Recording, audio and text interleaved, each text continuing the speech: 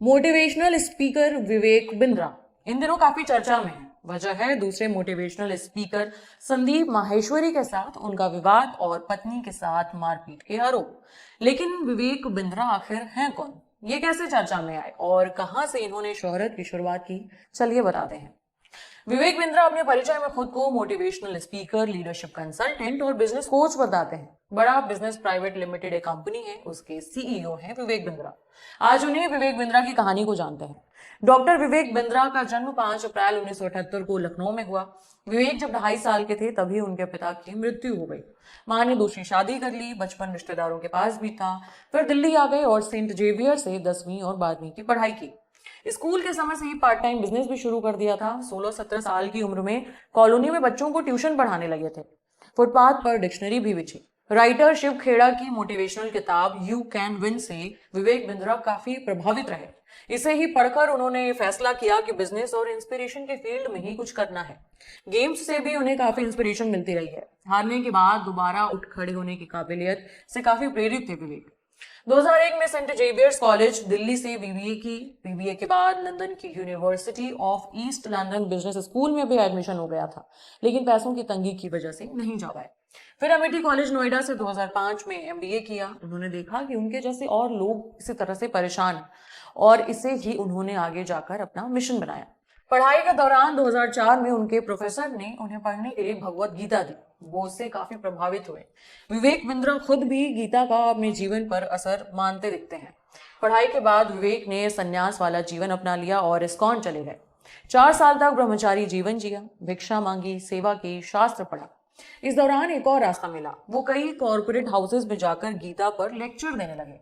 अपने गुरु की सलाह पर सांसारिक दुनिया में लौटे और लोगों की मदद का दावा किया। और फिर आया बिजनेस वाला रोल। 2012 में विवेक ने ग्लोबल एक्ट नाम से अपनी कंपनी शुरू कर दी, global act academy of consulting and training. April 2019 में विवेक ने इसका नाम बदलकर रख दिया बड़ा बिजनेस प्राइवेट लिमिटेड। विवेक खुद ही इस कंपनी के सीईओ हैं। दुनिया भर में इस कंपनी के क्लाइंट्स बताए जाते हैं। लगभग 100 से ज्यादा सीईओ को विवेक कोचिंग देने का दावा भी करते हैं। 2019 में ही उन्हें इकोनॉमिक टाइम्स से game changer of the year का खिताब भी दिया गया। विवेक बिंद्रा बड़े बड़े नेता, सेलिब्रिटीज के साथ भी नजर आते रहते हैं। विवेक अपना यूट्यूब चैनल भी चलाते हैं जिस पर लगभग 24.1 मिलियन सब्सक्राइबर्स हैं, जबकि वो 1000 से ज्यादा वीडियोस अब तक अपने चैनल पर पोस्ट कर चुके हैं। इसके अलावा इंस्टाग्राम और फेसबुक मिलाकर उनके कुल 5.6 मिलियन फॉलोअर्स हैं। यानी सोशल मीडिया और यूट्यूब पर भी उनकी अच्छी खासी फॉलोइंग है। ये तो रहा उनका परिचय, लेकिन विवेक बिंद्रा का विवादों से भी गहरा नाता रहा है। चलिए वो भी जान लेते हैं। 22 दिसंबर 2023 को खबर आई कि विवेक बिंद्रा के खिलाफ गौतम बुद्ध नगर में एफआईआर दर्ज हो रखी है। 9 दिसंबर को विवेक बिंद्रा के खिलाफ उनके साले वैभव क्वात्रा ने गौतम बुद्ध नगर के सेक्टर 126 थाने में शिकायत दी।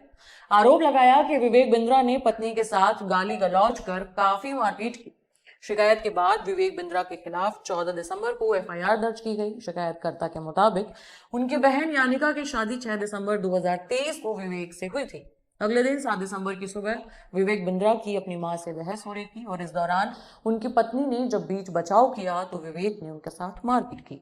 दूसरा विवाद, संदीप माहेश्वरी ने अपने यूट्यूब चैनल पर 11 दिसंबर को बिग स्कैम एक्सपोज्ड नाम से एक वीडियो डाला। वीडियो में संदीप माहेश्वरी 2 लड़कों से बात करते दिखते हैं। वो कहते हैं कि दोनों लड़कों ने एक बड़े यूट्यूबर का कोर्स खरीदा था, लेकिन कोई फायदा नहीं हुआ। वो बिजनेसमैन की जगह सेल्समैन बना रहे हैं। इसके अगले दिन संदीप माहेश्वरी अपने YouTube कम्युनिटी पर एक पोस्ट में कहते हैं उन पर वो वीडियो चैनल से हटाने का दबाव डाला जा रहा है, लेकिन वो वीडियो नहीं हटाएंगे। एक और पोस्ट में संदीप ने आरोप लगाते हुए कहा कि विवेक बिंद्रा ने उनकी लीगल टीम को धमकी दी और उनके घर अपने कर्मचारियों को भेजा। इस विवाद में विवेक बिंद्रा ने कहा कि वो एक बार संदीप माहेश्वरी के शो में आ चुके हैं और दोबारा भी शो में आने को तैयार हैं। विवेक बिंद्रा ने संदीप माहेश्वरी को खुली चुनौती भी दी। ये विवाद विवेक बिंद्रा के जून 2022 के एक वीडियो से शुरू हुआ था। इस वीडियो के एक हिस्से में सिखों के गुरु गोविंद सिंह की टोडरमल के साथ चर्चा दिखाई गई थी और जैसा कि विवेक बिंद्रा के वीडियोस का फॉर्मेट होता है, वीडियो में विवेक बिंद्रा बोल रहे होते हैं और साथ में एनिमेशन चल रहा होता है। इस वीडियो में भी गुरु गोविंद सिंह को एनिमेट कर दिया गया था, जिस पर आपत्ति जताई गई। इस पर विवेक बिंद्रा की ओर से माफी मांगी गई थी। ये भी कहा गया था कि वीडियो से उस हिस्से को हटा दिया गया है जिस पर सिख समुदाय ने नाराजगी जताई थी। दी लल्लन टॉप के show guest in the news room में विवेक बिंद्रा ने इस विवाद पर कहा था, तो गुरु गोविंद सिंह जी महाराज और एक टोडरमल जैन की हमने चर्चा दिखाई और वो चर्चा बहुत अच्छी है, सबको मालूम है। वो चर्चा में दोनों धर्मों का सम्मान बढ़ रहा है, परंतु गुरु गोविंद सिंह जी महाराज को मूव नहीं करा सकते आप, उनको एनिमेट नहीं करा सकते। तो मुझे ऐसे कोई नियम का नहीं पता था, उसकी मुझे जानकारी नहीं थी, निंदा किसी की नहीं हुई थी। दोनों धर्मों का सम्मान ही बढ़ रहा था चर्चा में। गलती क्या थी? गुरु गोविंद सिंह जी महाराज को एनिमेट कर दिया, वो चल बोल रहे थे, वो चल रहे थे या कुछ कह रहे थे, तो उनकी खाली आप फोटो लगा सकते हैं, उनको एनिमेट नहीं कर सकते, ऐसा उनके धर्म में मान्यता है, उनका मानना है ऐसा। तो कुछ लोग बहुत नाराज हो गए कि विवेक बिंद्रा को जेल में डालो, उन्होंने हमारा अपमान कर दिया। तो मैंने कहा कि उनको एनिमेट करने से अगर आप अपमानित फील किए हैं तो मैं एक बार नहीं 100 बार माफी मांगता हूं। विवेक बिंद्रा ने कहा था कि यह गलती अज्ञानता के कारण हुई थी और इसके लिए वो एक बार नहीं 100 बार माफी मांगते हैं। अगला विवाद, डॉक्टरों वाला केस। ये केस 2018 में हुआ था। इंडियन मेडिकल एसोसिएशन ने विवेक बिंद्रा के खिलाफ केस किया था। शिकायत की गई थी कि विवेक बिंद्रा ने एक वीडियो में देश के डॉक्टरों के लिए खूनी और लुटेरा जैसे आपत्तिजनक शब्द कहे हैं।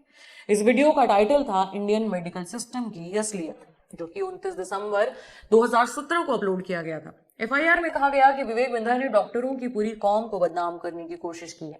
मामला कोर्ट तक पहुंचा। विवेक बिंद्रा के खिलाफ 50 करोड़ रुपए के मानहानि का केस हुआ था। विवेक बिंद्रा खैर ये केस जीत गए थे। जीआईडीएन में विवेक बिंद्रा ने इस केस के बारे में बताया था, कई अखबारों ने छाप दिया था मुझको जेल होगी, हाँ हो जाएगी, ऐसा हाँ। और जो है रोज 100, 500, 1000 डॉक्टर के हमारे ऑफिस में फोन आते थे, तोड़ देंगे, मार देंगे, खत्म कर देंगे। एक्चुअली मैंने डॉक्टर्स के ऊपर बताया था कि उनकी मैल प्रैक्टिसेस ये हो रही है और डॉक्टर्स को करना चाहिए, स्केलेबल मॉडल बिल्ड करना चाहिए।